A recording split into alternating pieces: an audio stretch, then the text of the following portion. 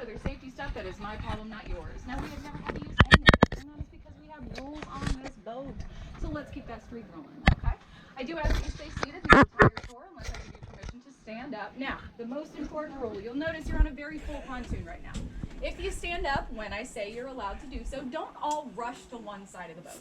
If you do that, we're going in the water. In about 5 minutes, you're going to see why that is a terrible idea. So do me a favor, please stay on your side of the vessel. Second most important rule, if I tell you to sit down, I need you to do so immediately, because if you knock your knees on these seats, it's going to hurt real bad. But I'm not going to feel bad because I told you to sit down. Can we follow those rules? Yes. Sounds great, guys. Let's go see some alligators. Thank you, Captain Colin. I appreciate it.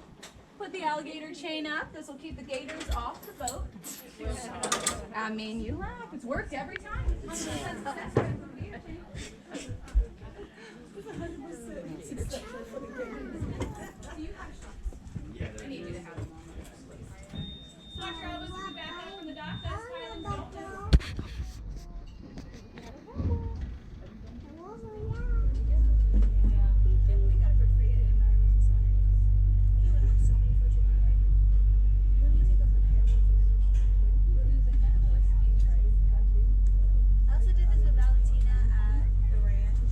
Okay, everybody, can I get a show of hands who has been here before?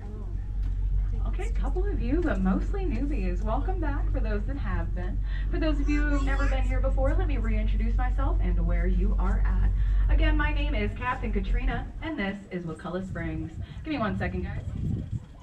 Waterfront to any available ranger. We've got some people outside the swim area in front of the dive tower.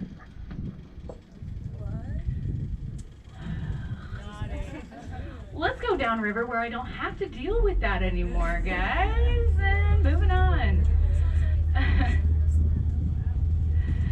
We ask that you don't do that for the safety of our residents as well as for your own safety, as we have boat tours running this entire time, guys. We don't want to hit you. Stay inside the swim area. Okay, back to what we were doing. Now I like to start my tour by letting you know this is going to feel a bit like a zoo. The animals here really just see us as a 35-foot grumbly animal that makes its way up and down rivers several times a day. Yes, it is slightly annoying, but not enough to do anything about it. And that is because of decades of respect shown by the rangers and the guests on their vessels. I ask you to continue that tradition of respect. Please, no shouting at the animals, no throwing anything overboard, but you can point at them. They don't take offense to that. So if you see something cool, feel free to point it out. I'm going to try my hardest to point out all the things you're going to see as we make our way down and back up river, and maybe tell you a few fun facts about them, but don't feel like you have to see everything, guys, because that is how you get whiplash. Are you recording?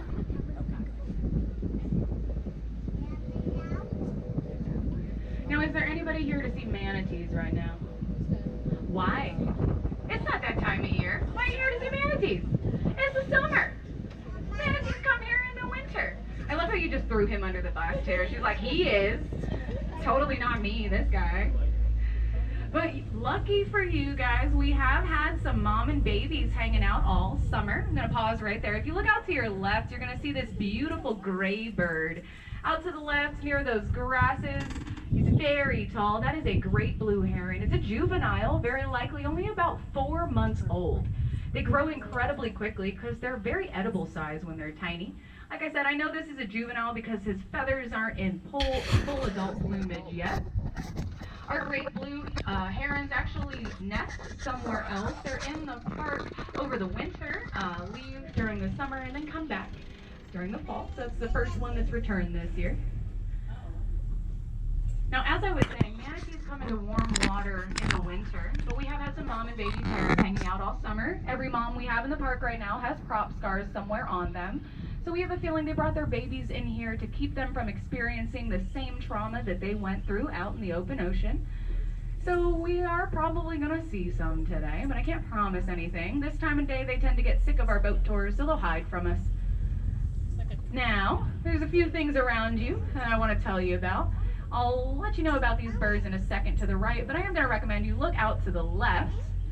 Past this island, you're going to see a large tree fallen over, covered in shiny black turtles, and the first alligator of the tour. Those turtles are called Swanee cooters. They start about the size of a silver dollar, can grow to the size of a car tire. One of the favorite snacks of the alligators here in the park, capable of eating those like you would a hard-shelled taco. Now, their second second alligator of the tour is over here to the right-hand side. If you look on that tree, fallen into the water at the bank of the river, and that large branch thing right up against the bank of the river, behind that bird, behind that turtle, there is an alligator down there. It's a little guy.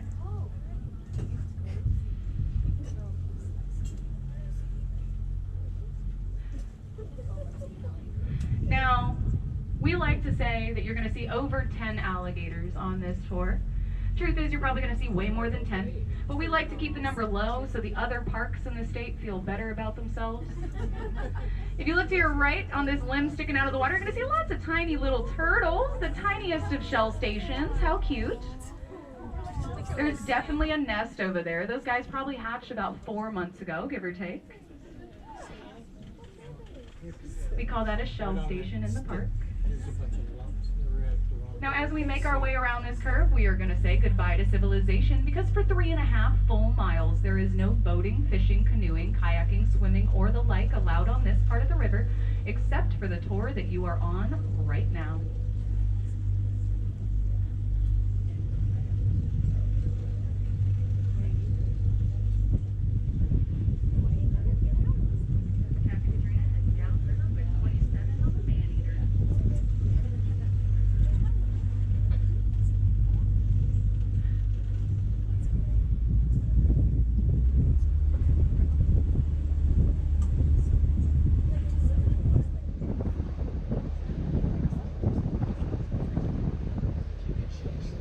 Now those little birds, oops, just kidding. Look to your left on this island, past these cypress knees. If you look through those trees, you're going to see another alligator.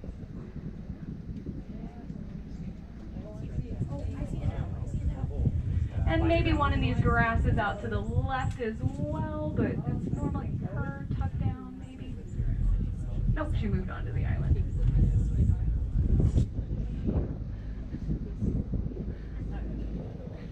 There's normally one past this island to the left.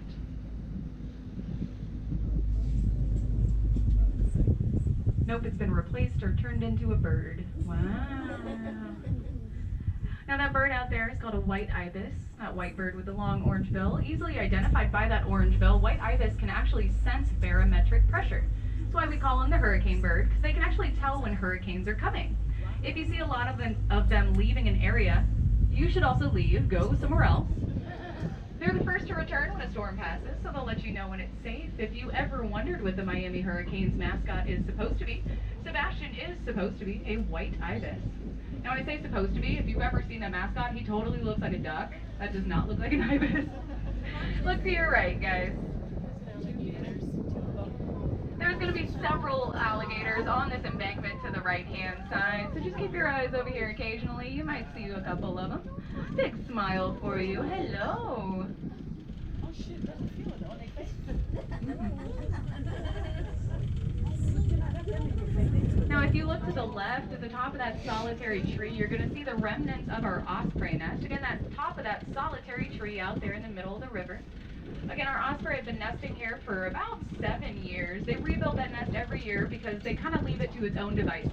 They successfully hatched 2 babies out of that nest this year. Once that was done, it's left to its own. Again, they'll rebuild it next year. It'll be gator on the right. Yep, back here. It'll be torn down completely by the vultures who nest in the park over the winter, because vultures are jerks, guys. They get bored super easily. We have a boat in the park named the Great Blue Heron, but in the winter, that boat is known as the Great Buzzard Hotel, because the vultures of the park take all of the life jackets off of the boat every single morning and play with them so that rangers have to put them back on the boat. So nice of them to provide enrichment for the rangers here in the park. How courteous of those animals. Got another white ibis here to the right, one out there on the left, hanging out with that anhinga. Talk a little bit about those later. If you look down in the water at just about any part of the tour, or out down the river, maybe over to the left-hand side, you're going to see these fish jumping around the river. They're the same silvery torpedo-shaped fish you see swimming by the boat. Those are called mullet. Capable of living in both fresh and salt water, mullet are either delicious or disgusting, depending on who you ask. There's no in between. If you're a visitor to the area and you haven't tried some smoked mullet dip yet, try it while you're here. It's kind of a thing in Wakulla and Franklin County. You won't regret it. Now, why do mullet jump? Well, they jump to run away from predators, to clear themselves of parasites, but they are essentially the astronauts of the fish world. If you were a fish and you could fly, don't you think you'd do so just for fun? If you listen really closely when a mullet jumps out of the water, you'll hear a nice little whee. Okay, now.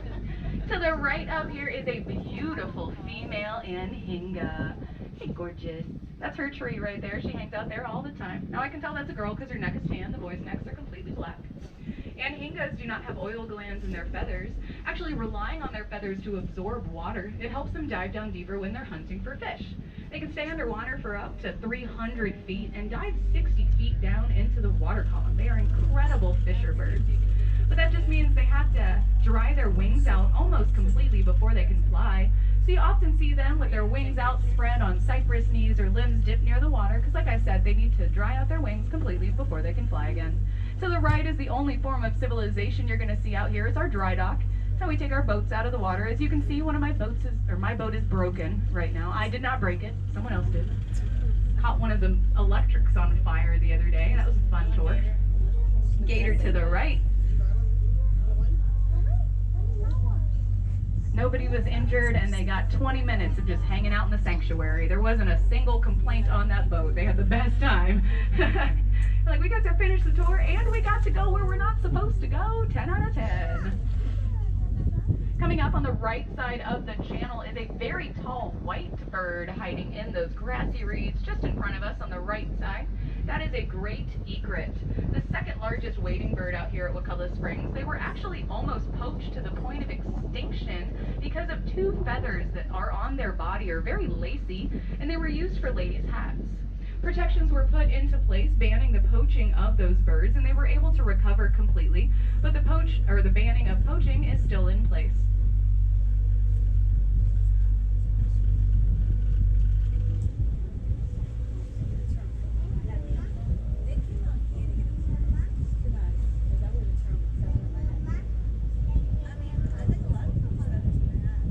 Coming up on the right-hand side, if you look past these trees in front of us, you're going to see a clearing. That is a natural meadow that we call the meadow. Now I'm going to talk really, really fast for a good reason.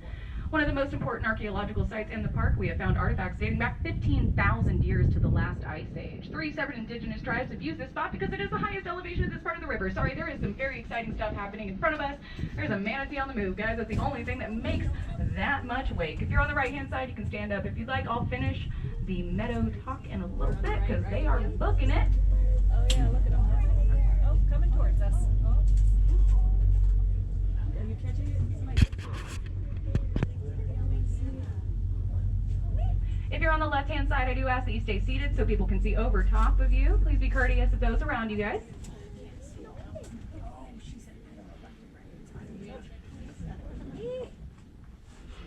Going right in front of the boat. Yeah. You see it? It's in front. He's right in front of us. Yep.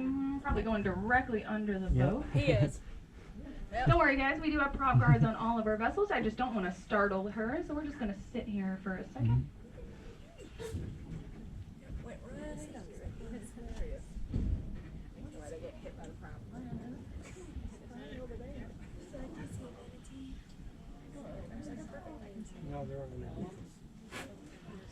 Yeah, keep looking in the water, guys, just in case you see her. Just let me know where she's at. They're out.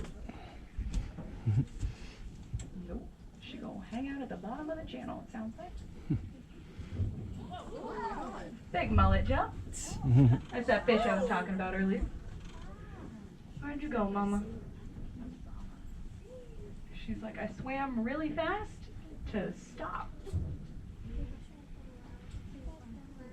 Okay. Well, every once in a while we drift over a manatee and they tell us how annoying that is by slapping our boat really hard. She'd let us know if she was down there, but there is plenty of space for her down there. I promise. Well, that was fun. Don't know where she went.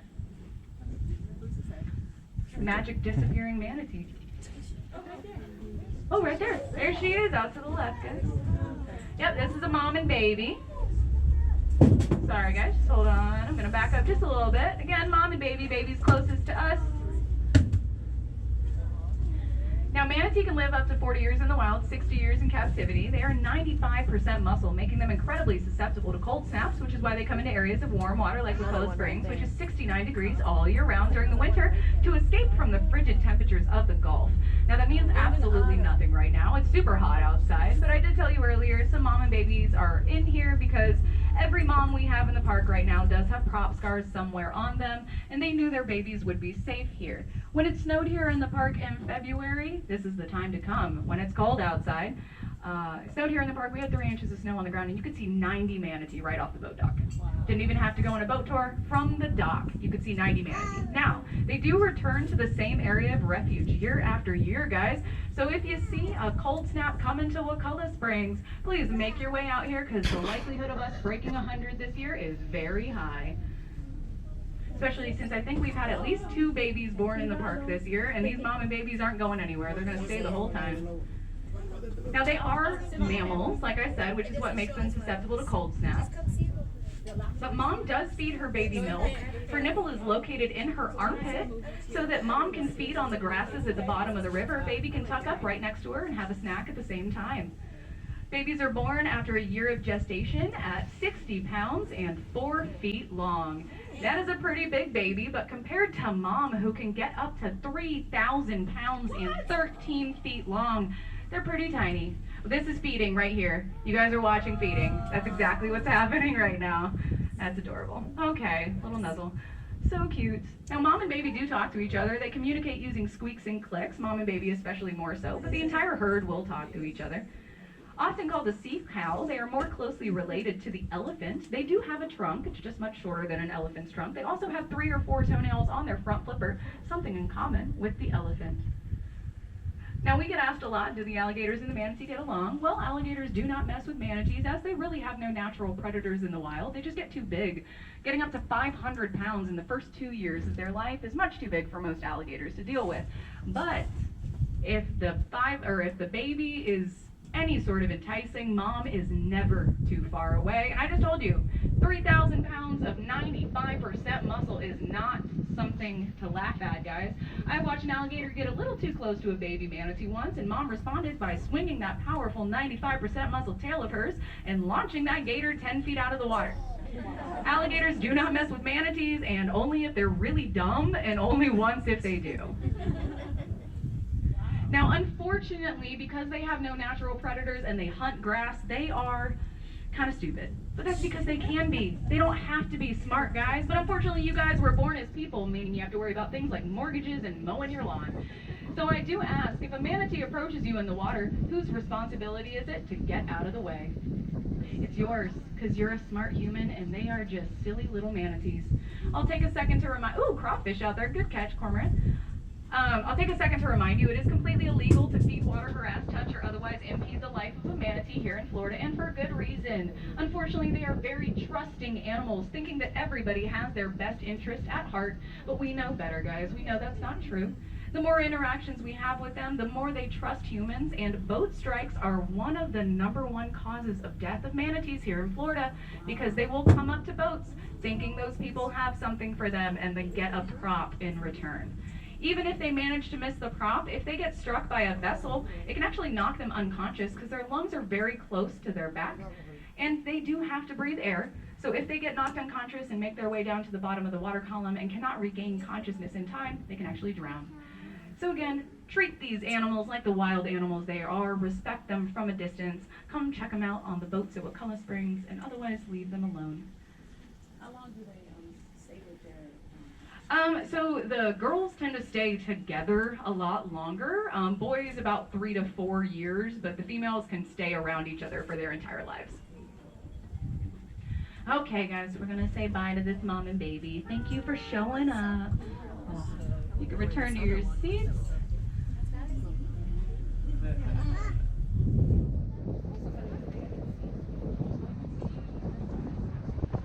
Now, if the threat of the law is not enough to keep you away from manatees, have I got a disgusting story for you. I had a guest come up to me about a week ago and tell me that she was in another park and a mom and baby manatee swam right underneath her before she could get out of the way, alligator coming up on the right-hand side.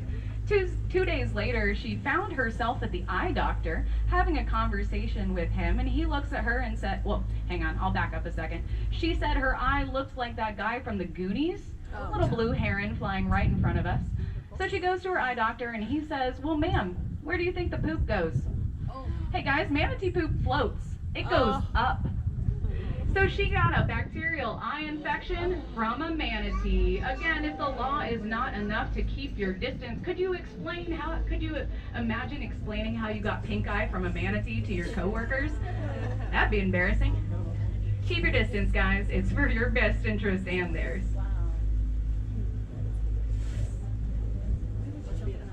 These birds around the boat with the reddish-orange bills are called common moorhens, but we call them swamp chickens.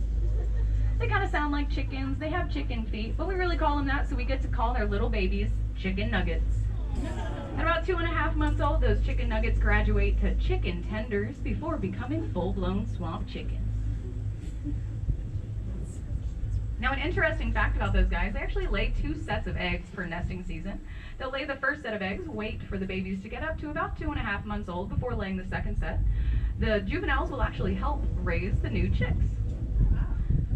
Okay guys, unfortunately this is where we turn around because for 2 full miles that way is no-go zone. No one is allowed down there except for our park biologist and her staff 2 times a year to do wildlife surveys.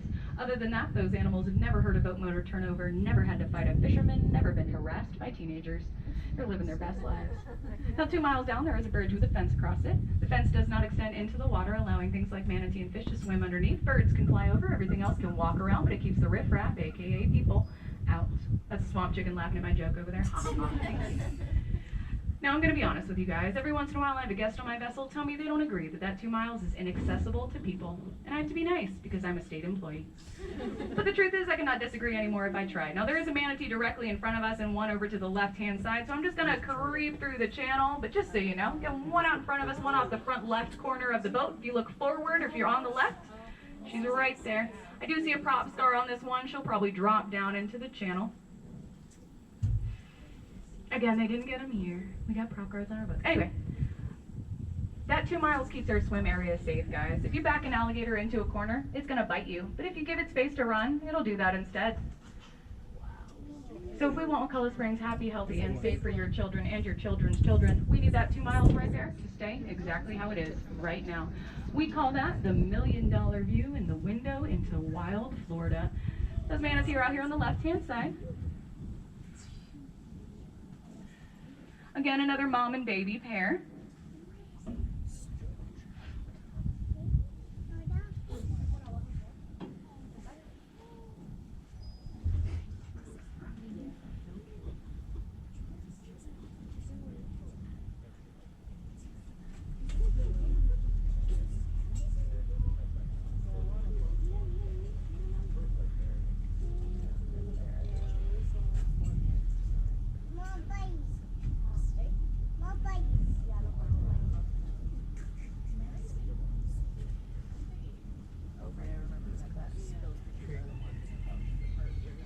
Yeah, we creep through the turn now because that mom loves to hang out right at the bottom of the turn here. If it's even remotely dark, we can't see them at all, and she knows that. She's like, they won't say hi to me if I just stay quiet. One last look at that beautiful $1 million view before we start making our way back upriver.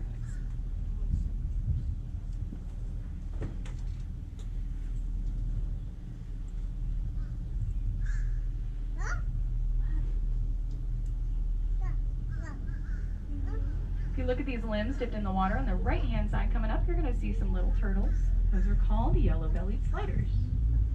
They're called that because they have yellow bellies and they like to slide, obviously.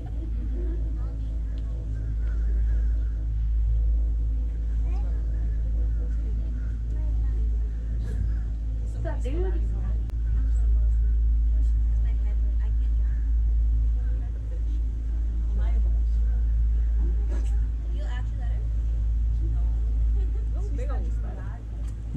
Now guys, this is Alligator Alley. And I know what you're thinking, this whole place is Alligator Alley. You'd be right. There are over 600 alligators out here at Wakulla Springs. They are everywhere. This is a popular nesting habitat for our girls, and it is just at the end of nesting season. So keep your eyes peeled in the grassy reeds and pickerel weeds to the left-hand side off this main channel past the trees on the right. And remember, even if you can't see them, they can see you.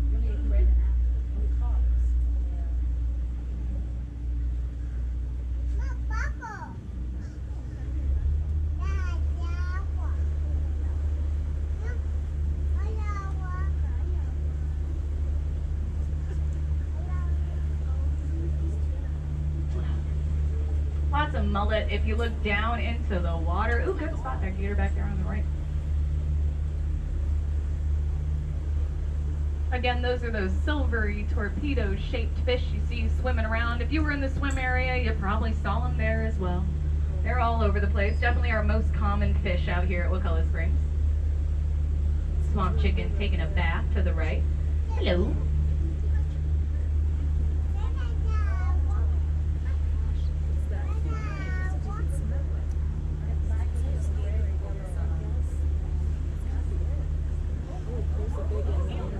Ooh, I am not slowing down. Please keep your arms inside the boat. This is Hissy.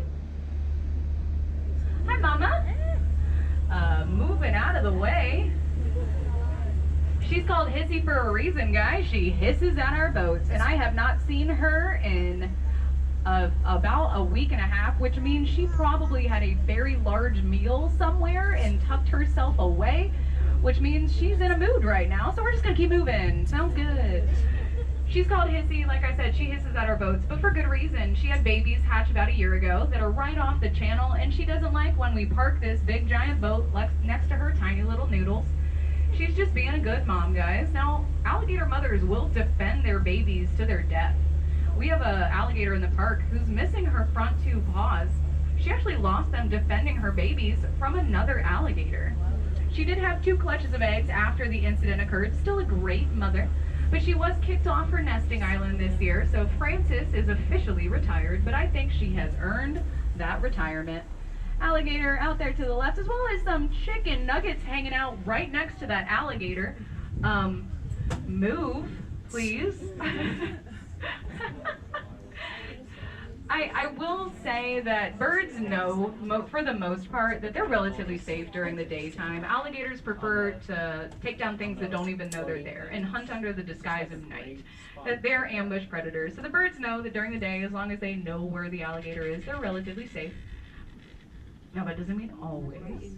And that doesn't mean you can go out and make eye contact with an alligator and say, you're not allowed to attack me, because some random lady on a tour boat said if I made eye contact with you, you wouldn't come after me. Don't try that. Alligators are very lazy animals, guys. They would really just prefer if everything they wanted to eat just wandered into their mouth. That's why they create things like gator drags. If you see these areas of downed vegetation on the sides of the river, they are made by alligators, but not necessarily for them. They create them as a path of least resistance to get out of the water, hang out nearby them, wait for something to walk along, and then have themselves a snack.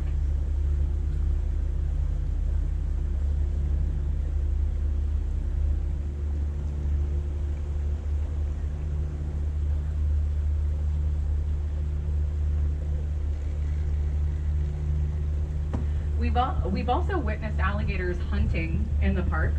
Over the winter, we saw a large alligator near the swim area, not near enough for us to stop it, but near the swim area, grab a very large mullet and place it on the bank of the river under a tree full of vultures and hang out about 10 feet from that fish, waiting for 6 hours for a vulture to come down out of that tree to get that fish.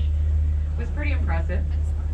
But he left the fish. He never got a vulture and left the fish there. He was so determined to have vulture for dinner. He was like, I don't want this giant mullet. I want vulture.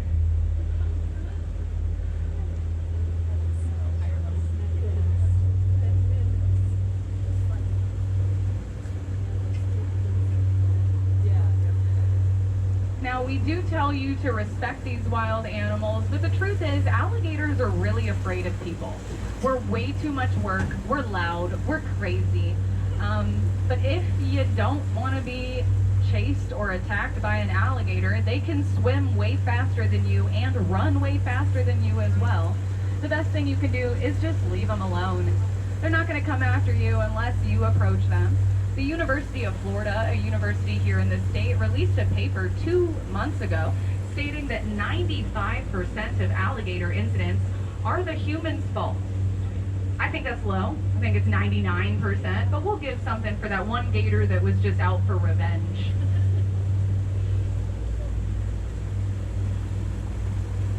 Like I said, the best thing you can do is listen to warnings. Don't go into areas where you're not supposed to be, especially during the summertime when they're most aggressive during breeding season. During the winter, they're pretty chill. Gator on the right. Lots of gators here to the right hand side.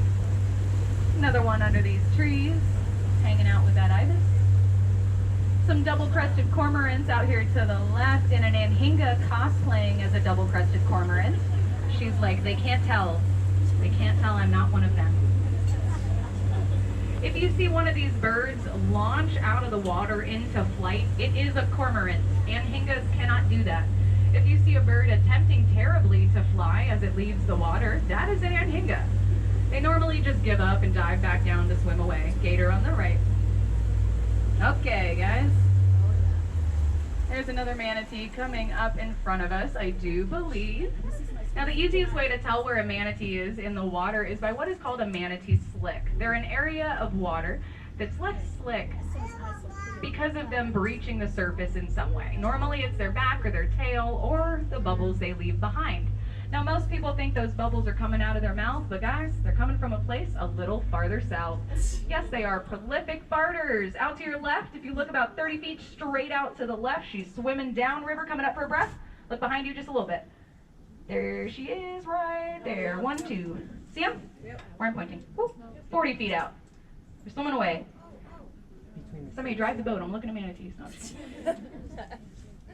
They are essentially just giant bacteria farms floating through water, guys. Just like cattle, they produce a ton of methane, and that comes out some way. Again, pink eye, guys. Pink eye for manatees. Crazy.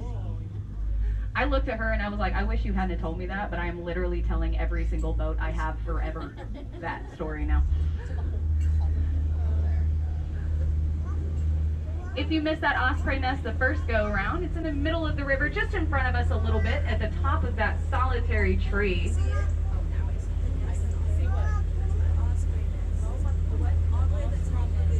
Now, Mama was on her island. Ooh, kingfisher flying in front of us, and it's gone. Oh, there it goes out to the left. That tiny bird, that is a kingfisher. Normally, by the time I finish the word, it's gone.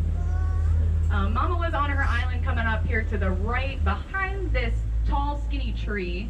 I'm not seeing her. It looks like she did move. But if you look on this grass mat coming up, on this tree dipped in the water, there's normally a little baby hanging out. Let me know if he's there. See anybody? Colin probably scared him. Yeah, his grass mat got a lot smaller, so he's been hiding a lot more under those trees. Those are Mama's babies. They're about 2.5 years old. Yeah, he's not out. He got scared. Sorry, guys. Just a little guy. All these trees you see in the middle of the river are called bald cypress trees, one of the most important parts of the ecosystem here at Wakulla Springs. They can live for over 2,000 years and provide a ton of ecosystem services like shore stability for the river and nursery and resting habitat for all of our park residents. Thanks to all the stumps you see around those trees. Those are actually part of the root system for the tree. They give them stability and provide oxygen if the water gets too anoxic. Okay, guys, there are going to be several alligators coming up on the right like this one, but I've got something more important for you. If you look in this water floating on the right-hand side, you're going to see all this brown, bubbly nastiness. Everybody see this brown, bubbly nastiness here to the right? That is manatee poop. You're welcome. Now you know what it looks like. Talk about that at your next cocktail party. You're going to see it everywhere now. Now, that is how much manatee poop, as you go through the river, we have when there are about 15 manatee in the park. Imagine what it looks like when there are 90. It's crazy. It's everywhere. We also get very large grass mats because when there's that many manatee, they get really picky about what they're eating, especially when there's an abundance of grass. So they only eat the roots, the new growth, and then they send large grass mats downriver. So if you come take a tour with us in the winter, they get a lot longer because we spend the whole time avoiding manatees and grass mats. Alligators swimming in the water are directly in front of us.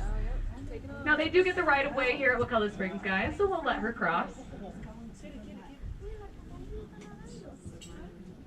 She's like, I wasn't going to. Did she go down? Yes. Okay. Yeah, she probably went down. She's out there to the left. Oh, yep. There she is. But since we're stopping here, I do want to say hi to my favorite Anhinga coming up here on the right. She thinks every time we stop for these large alligators that we're actually stopping for her. Yes, we are. We are definitely stopping for you. She's like, thank you. I appreciate it. This is her fishing hole right here, which is absolutely hilarious. Because like I said, large alligators hang out here all the time. She's surrounded by them constantly. Doesn't bother her. Now as we make our way into the back jungle, I invite you to look forward and put those imagination hats on and pretend it's black and white. Kind of looks like the jungles of South America or Africa, especially if you squint really hard. Directors of the 1940s and 50s sure thought so, filming several movies back here in the park, including Tarzan's Secret Treasure and Creature from the Black Lagoon. Now Johnny Weissmuller, the OG Tarzan, was a prolific yodeler and actually invented that iconic Tarzan yell. During the filming of that movie, they put temporary platforms up in the trees to film those iconic vine swinging scenes. They also brought monkeys and elephants back here into the park. Something, ooh, little gator on the right. Look at that little guy. Back behind you a little bit. Now his island is coming up here on the left side of the channel, just in front of us where all those trees are coming out. So keep your eyes peeled around. You might see one of his siblings. They're all the same size. Now as I was saying, something that would never happen nowadays.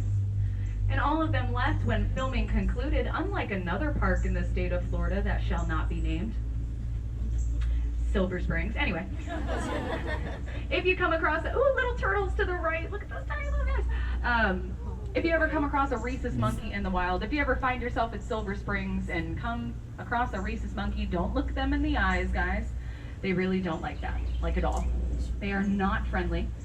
The director that filmed the movie that they actually got out during put them on an island with about 30 feet of water on any side and said they can't possibly swim that far. They did, and now they live in Silver Springs. If you're on the right-hand side, keep your eyes down in the water on the banks of the river. You might see some more of those little gators, maybe some little turtles. Back in these woods is a pretty common place to see white-tailed deer out here in the park. I've even had a raccoon wave hi to me before. You never know what you're going to see. To the left, though, we do have 4 alligator nests confirmed on this embankment to the left, so keep your eyes peeled. You might see one of those ladies hanging out nearby her nest. There is one that was dug up about 2 weeks ago near the end of this straightaway that I'll point out to you so you guys get to see what an alligator nest looks like.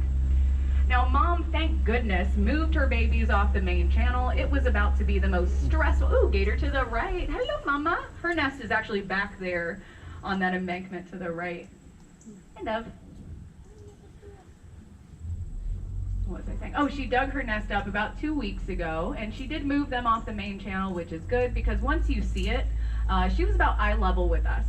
She could have jumped onto our boat at any point in time, and yeah, that would have been crazy stressful for us and for her, so we're really happy she moved. Again, it's unfortunate that you guys won't get to see the babies, but considering I don't want an alligator to jump on the boat, I'd take that as a victory. Now, most of the alligators you've seen today are girls. The only way to know for sure is by rolling them over, and I'm not about to do that, and you guys aren't allowed to. So we make some assumptions based on the size of the alligators, who they're hanging out with during breeding season, but statistically, there are just more female alligators. In order for a male gator to hatch, the nest must stay between 90 and 92 degrees the entire time, and then only 75% of them will hatch as male. The other 25% and any other temperature will hatch female alligators. Now coming up on the left-hand side past these palm fronds, you're going to see a tree fallen over with a bunch of vegetation heaped over top of it. That is the alligator nest. Again, out here to the left past these palm fronds, you're going to see a tree fallen over with a bunch of vegetation heaped over top of it. Now we do actually have one of the eggs from this nest, one of the empty eggs I should say, on display in the boathouse if you want to go back and see it. But that vegetation right there with the hole in it is their nest. Now she had about 30 babies. She was about 7 feet or so, 7 feet long, which is right for that. Full-grown females can lay up to 60 eggs, but she won't get to that point until she hits about 9 feet long, which is going to take her at least 4 or 5 years to get to. Directly in front of you is the lair of the creature from the Black Lagoon. The original actors set to play the creature took the tour that you guys are on right now and quit the minute they got back to the dock. It's like, hard pass, I don't want to swim with all those alligators, find someone else. So the director had to beg one of the lifeguards here at Wakulla Springs named Rico Browning to play the creature. He was also a student at FSU and had a really unique way of swimming, giving the creature its iconic swimming style. The movie was filmed in the 50s and included 3D and underwater photography. It was way ahead of its time, an iconic film of its day. It's a bit camp nowadays, not gonna lie, but still worth a watch. It actually plays on an endless loop in the hotel lobby. You can sit and watch it for 8 hours a day. No one's gonna stop you.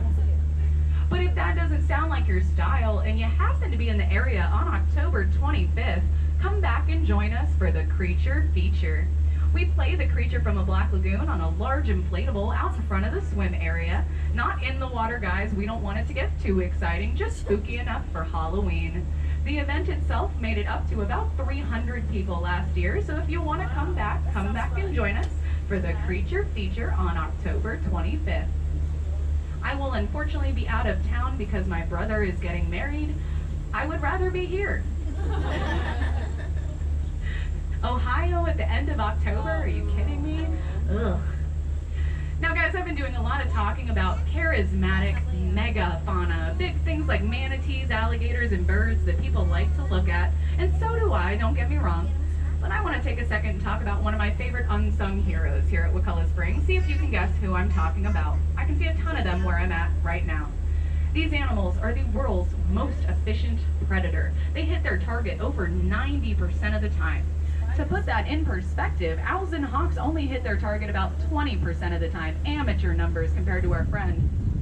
They have agility unmatched by anything else, thanks to 4 wings that can move completely independently of each other. I am, of course, talking about the dragonfly. Now, why would I find the need to talk about the dragonfly on this boat? Well, 1, bugs are cool, guys. Don't let anybody tell you otherwise. Bugs are cool.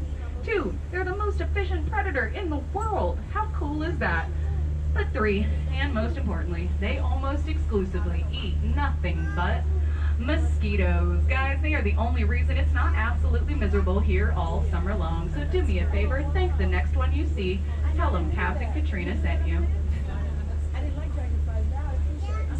Coming up to the right-hand side is the Sally Ward Spring Run. You may notice that the water is a lot clearer on the right side of the boat right now. That's because the Sally Ward comes from deeper in the Floridan aquifer, so it's not as impacted by the water or the tannins currently turning our water brown. Little shell station out there to the right.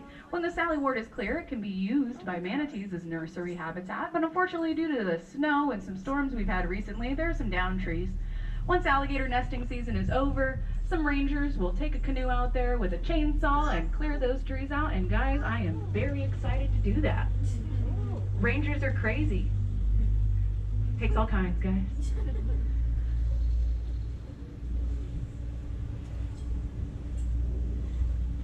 Now let's talk about the reason you're all here. The reason I have a job here, the reason any of these animals even exist in this area is directly in front of you. There is nothing behind those trees but more trees, guys, because the river starts right here. In front of those trees is a very large hole in the ground pumping out 400,000 gallons of water every single minute. That is enough to fill an Olympic-sized swimming pool every 45 seconds, creating the entire river we just floated down and then some, guys. It's a lot of water. Now it does vary between 200,000 and 600,000, depending on how much rain we get. We're probably sitting closer to about 3,500 at the moment because it hasn't rained, except for the rain that we got yesterday, in a while. Now as we enter the tornado-shaped spring bowl, I invite you to look over the sides of the boat down into the water. You might see some fish, you might see some turtles, but you're going to watch the bottom disappear. This tornado-shaped spring bowl makes its way down to 120 feet of water, right in front of that dive tower to your left. The bottom of the cave is 180 feet down. Wow. With 52 miles of underground caves stretching into South Georgia, it goes even further, guys. We haven't even mapped it all yet. All of those facts put together make this giant hole you're floating over right now the largest and deepest underground freshwater cave system in the entire world. The water comes out of the ground at a constant 69 degrees all year round. That's why you feel that natural air conditioning kick in, because it's coming out right here. I don't want to go back. Let's just stay right here. During the last ice age, this was completely dry, creating a large hole in the ground that indigenous populations would use as a killing hole. They would chase large animals from the side, scaring them down to their death, where they would then go down, collecting what they needed, leaving heavy things behind like bones. One of which you can see in the boathouse. Yes, that is a real mastodon bone, and yes, it was collected right here at Wakulla Springs, 186 feet beneath that dive tower to your right. It's too cold, guys, not letting you splash the boat. No. During the summer, we do let the kids splash the boat to give them something to do, but we're not going to do it today. Sorry, guys. If you look to your right, you're going to see the world's most dangerous animal. Teenagers.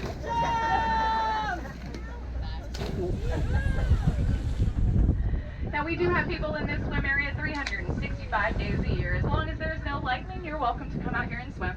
When it was 24 degrees outside, we still had people in the swim area. Crazy people.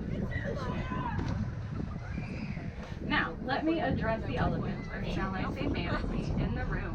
Is there anything underneath that line keeping stuff out of the swim area? No. Of course not. This is their home, guys. Why would we put up a fence to keep them out? Now, the alligators do know the rules. As long as there's no people present, they can go in there if they want. But if people are in there, they're not allowed in there.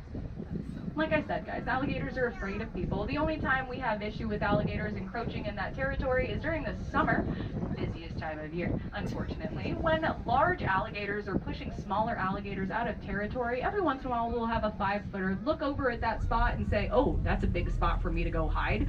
So they'll go in there. You'll see people with green pants come out and say, hey, get on out of here. And they'll be like, okay, my bad, and they'll swim away. Now, the manatee don't follow the rules at all. They go into the swim area all the time, but that means we will close the water because we do not allow swimming with manatee here at Wakulla Springs. That doesn't mean you can't have an awesome experience. We have one manatee in particular who loves going up to those swim platforms and saying hi to people. So if you get caught on the swim platforms when there's a manatee, you can lay down like we had some teenage girls about 2 months ago. There were 6 of them that got caught on the swim platform. So they laid down with their faces about a foot off the water. That manatee came up and said hi to them for 10 whole minutes. At no point did they try and touch her. They didn't put their hands in the water. They just had an absolutely beautiful experience they'll remember for the rest of their lives because they were in the right spot at the right time out here in the most beautiful place in the world. Now, guys, as we return to the dock, I do ask that you keep all arms, hands, legs, fins, and flippers inside the vessel, those butts in those seats, and that center aisle clear until we get all tied up. I'll let you know when you're free to disembark. And please let me say a big old thank you. Guys, this is one of the best jobs in the entire world. And as much as I love yelling at teenagers and cleaning bathrooms, this is the best part. So do me a favor, please keep supporting your state parks, keep your favorite boat captains on the river, and come back and see us very, very soon. I hope you guys enjoy the rest of your day here at Wakulla Springs. Thank you so much, everybody. Have a great evening.